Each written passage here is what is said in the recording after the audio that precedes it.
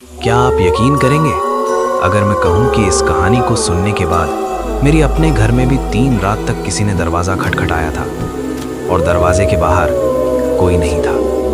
ये कहानी है देवकुंड नाम के एक छोटे से गांव की। एक ऐसा गांव जो नक्शे पर बस एक बिंदु है, लेकिन वहाँ जो हुआ वो किसी भी नक्शे में दर्ज नहीं। मैं पहली बार देवकुंड तब गया था जब मुझे वहाँ के प्रधान का फ़ोन आया। आवाज़ कांप रही थी। उन्होंने बस इतना कहा, साहब हमारे गांव में कोई कुछ कर रहा है। लोग मर नहीं रहे पर जी भी नहीं रहे।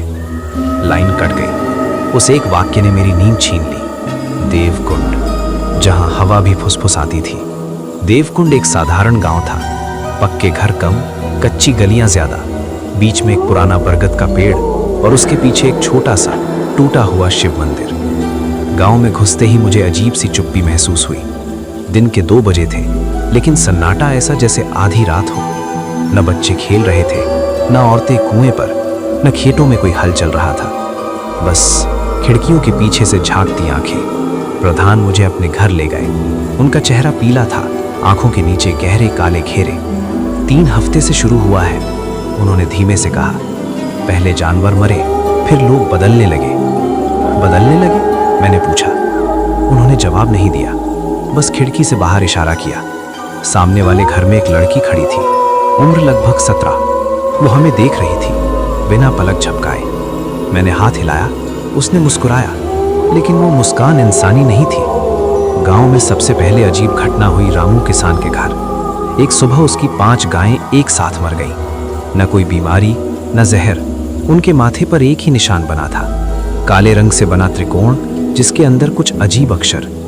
गांव के लोगों ने सोचा किसी ने शरारत की होगी, लेकिन उसी रात रामू की पत्नी सीता अचानक गायब हो गई। दरवाजा अंदर से बंद था, खिड़की बंद।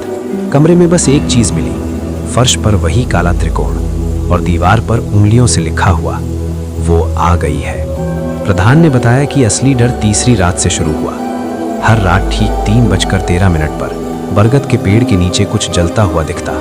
लाल रोशनी, धीमी मंत्रों की आवाज और कभी कभी एक औरत की हंसी। कुछ लड़कों ने हिम्मत करके पास जाकर देखने की कोशिश की। सुबह वो तीनों खेत में मिले, जिंदा थे, लेकिन उनकी आंखें पूरी तरह काली हो चुकी थी। न पुतली, न सफेदी, बस काला। और वो तीनों एक ही बात दोहरा रहे थे, हमने उसे देखा, वो अकेली नहीं है। गांव में फैलता असर। धीरे धीरे गांव के लोगों का व्यवहार बदलने लगा। कोई रात को छत पर खड़ा होकर आकाश से बात करता, कोई खुद से हंसता, किसी के घर से मिट्टी खोदने की आवाज आती। एक दिन एक बच्चा, छोटू, अचानक बोला, माँ, वो काली औरत फिर आई थी। उसने कहा इस बार पूरा गांव उसका होगा। उसकी माँ ने उसे डांटा, लेकिन उसी रात छोटू की माँ ने अपने हाथ से अपनी ही दीवार पर वही त्रिकोण बना दिया। सुबह जब पूछा गया तो उसे कुछ याद नहीं था। गांव वालों ने पास के कस्बे से एक तांत्रिक बुलाया।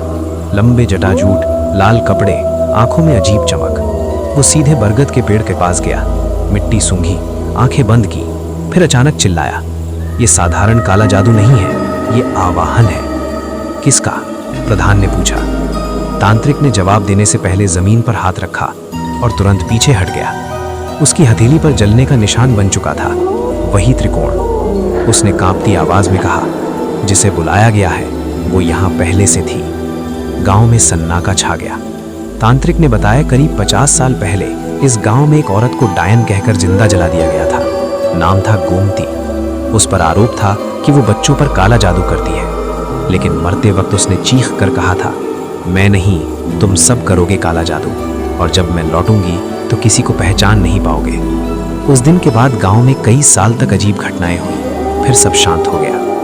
अब 50 साल बाद वही निशान फिर दिख रहा था। उस रात मैंने खुद बरगद के पेड़ के पास जाने का फैसला किया।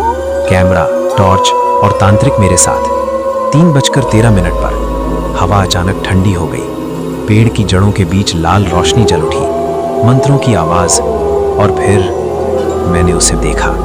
सफेद साड़ी, लंबे खुले बाल, पीठ हमारी तरफ। वो धीरे धीरे जमीन पर कुछ बना रही थी। तांत्रिक मंत्र पढ़ने लगा। अचानक वो रुकी और बिना मुड़े उसकी गर्दन 180 डिग्री घूम गई। चेहरा काला, आंखें पूरी तरह खाली। वो मुस्कुराई और बोली, तुम्हें भी बुलाया गया है। मैंने कैमरा उसकी तरफ किया, लेकिन स्क्रीन पर वो औरत नहीं दिख रही थी। स्क्रीन पर दिख रहा था गांव का प्रधान, वही त्रिकोण बना रहा था। मैंने कैमरा हटाकर असल में देखा, प्रधान मेरे बगल में खड़ा था। मैंने फिर कैमरा देखा, फिर वही दृश्य, प्रधान मंत्र पढ़ता हुआ, जमीन पर निशान बनाता हुआ। अचानक तांत्रिक चुप हो गया। उसने मेरी तरफ देखा और फुसफुसाया, जिसने बुलाया है वो हमारे बीच ही है। अचानक लाल रोशनी बुझ गई, औरत गायब। पेड़ के नीचे सिर्फ ताजा बना त्रिकोण था और उसके बीच में एक चीज पड़ी थी, एक पुरानी फोटो। मैंने उठाई। वो फोटो 50 साल पुरानी थी। उसमें गांव वाले खड़े थे और बीच में बंधी हुई थी गोमती, लेकिन फोटो के पीछे लिखा था, आवाहन पूरा हुआ, 17 लोग। मैंने गिना, फोटो में 16 लोग थे। 17वां कैमरा पकड़ रहा था। और फिर अचानक पीछे से आवाज आई, साहब। मैंने मुड़कर देखा, प्रधान के हाथ में वही काला रंग था। उसकी आंखें धीरे धीरे काली हो रही थी। तांत्रिक पीछे हट गया। प्रधान मुस्कुराया और बोला, 50 साल पहले गलती हो गई थी, इस बार पूरा गांव तैयार है। मैंने महसूस किया कि गांव के हर घर की खिड़की खुल चुकी थी। हर खिड़की में कोई खड़ा था और हर दीवार पर वही त्रिकोण बन चुका था। लेकिन सबसे डरावनी बात यह थी कि गांव में कोई चीख नहीं रहा था, सब मुस्कुरा रहे थे, जैसे किसी का इंतजार पूरा हो गया हो। और तभी मुझे अपने कान के पास फुसफुसाहट सुनाई दी, तुम क्यों आए हो जबकि तुम्हारा नाम तो पहले से लिखा था। मैंने कांपते हाथों से अपनी जेब में रखा फोन निकाला। स्क्रीन पर एक मैसेज था, देवकुंड में स्वागत है 17वें। लेकिन असली सवाल ये नहीं है कि गोमती वापस आई या नहीं। असली सवाल ये है कि अगर 17वां मैं था तो पहले 16 कौन थे। और सबसे डरावनी बात ये कि क्या देवकुंड में काला जादू किसी ने नहीं किया था, या पूरा गांव खुद किसी और के जादू में था। क्या सच में गोमती वापस आई थी, या किसी ने उसके नाम का इस्तेमाल करके कुछ और ही बुला लिया था।